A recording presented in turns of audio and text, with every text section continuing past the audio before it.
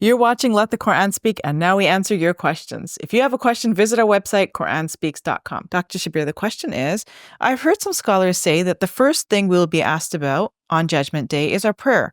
I'm trying to understand the reasoning behind this because I'm relatively new to Islam. Will I be asked about my character and the choices I made to be kind, honest, etc.? Isn't that at least as important as prayer? Yeah, it's a reasonable question. It's a reasonable question. And the simple answer is yes. All of those things are very important.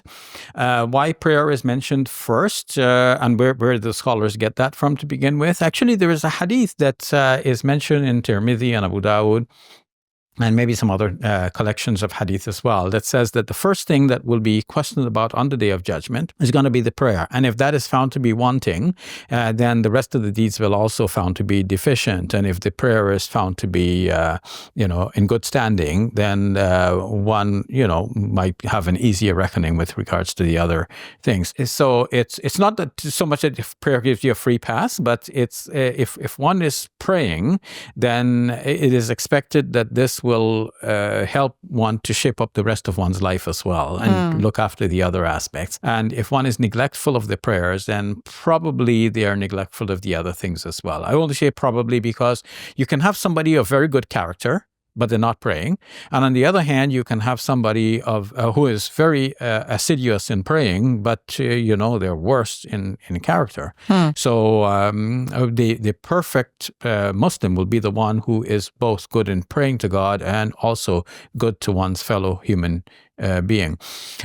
So the two have to go hand in hand. But it's paired like this in that hadith. Now we should bear in mind that this is Tirmidhi and Abu Dawud. It's not like it was in Bukhari and Muslim, which are the most authentic narratives or collections of hadith. Now in the Quran, there's a lot of stress both on prayers and also on being good to fellow human beings. But sometimes when they're put together, we see that the prayer is mentioned first. Like, for example, in the 23rd chapter of the Quran, قَدْ أَفْلَحَ الْمُؤْمِنُونَ الَّذِينَ هُمْ فِي صَلَاتِهِمْ خَاشِعُونَ. Successful are the believers who are humble in their prayers.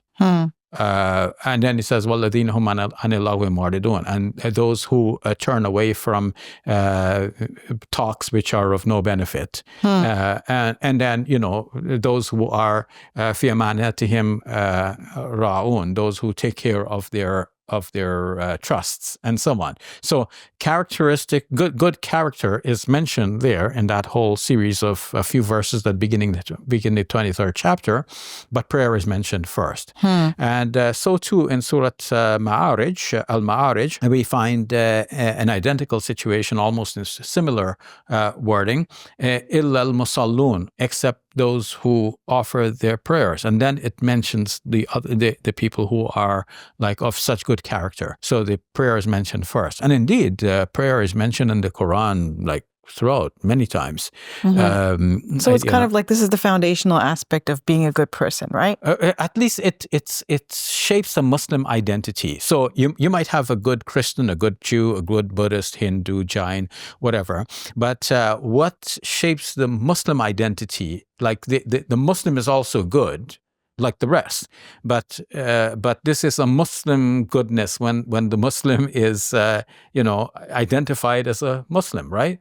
And the identity. Or maybe it's also like the prayer, it establishes this good relationship with God. And Exactly. That's the basis of being a good person. That's right. So the other people may be good for their own good reasons, but a Muslim is good also for the good reason that, we're human beings and we should be good. But the Muslim is connected to God through prayer and wants to represent God's goodness in our own lives. And indeed, the prayer has this effect of creating goodness in us.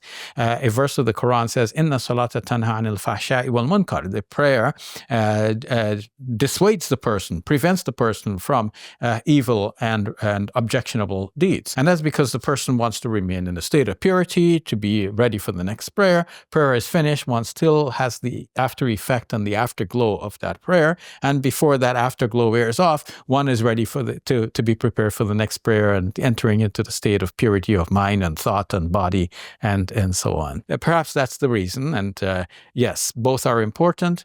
Prayer is very important. All right. Thank you for that, actually. You're welcome. Assalamu Assalamu alaikum. Welcome to Muslim Media Hub, the new home of Let the Quran Speak. Here we spread positivity and good. We help people experience the beauty of Islam and help them appreciate and understand Muslims. This beautiful building we purchased at cost $2.3 million. Yeah, we've already raised a third of that money, and with your help, inshallah, we can pay off the rest. So we're looking for people who can give $1,000 each. If you can be part of the select group, that's amazing. Otherwise, just please give whatever you can. Every dollar counts. It's our collective responsibility to share the message of Islam with our fellow human beings. Please help us continue this good work. It's a sadaqah jariyah, something that will continue to be a benefit to the Muslim community long after Safiya and I are gone. Please support our work at muslimmediahub.com. Your support is zakat eligible and tax deductible. May Allah bless you and your loved ones today and always. Assalamu alaikum. Assalamu alaikum.